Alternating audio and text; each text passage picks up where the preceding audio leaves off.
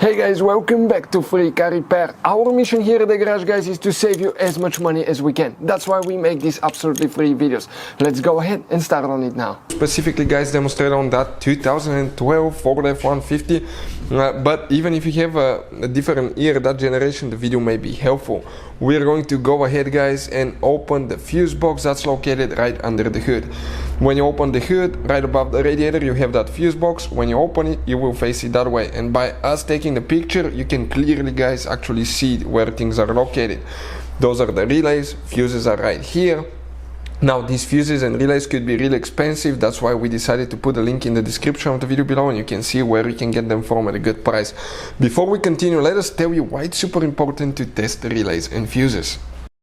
So let me explain why it's super important, guys, to test fuses. Fuses, not often you can see if they're burnt or they're good. Sometimes they may seem perfectly fine, you think it's a good fuse, you put it back in, and you end up spending money and time on parts and problems that do not exist, guys, when all you had to do, test your fuse, find out it's bad, replace it, fix your problem. So we will have a video how to test a fuse, okay, different kinds of fuses, and how to test relays, guys. We're going to put the link in the description of the video below, specifically to that video. Please check it out.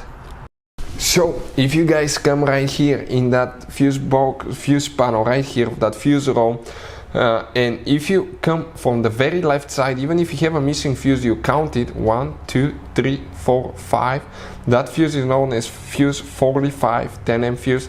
That's for the alternator generator relay fuse, guys. That's the one that you need to check. If your alternator is not charging, check this fuse, guys. Hey guys, hopefully the video was helpful.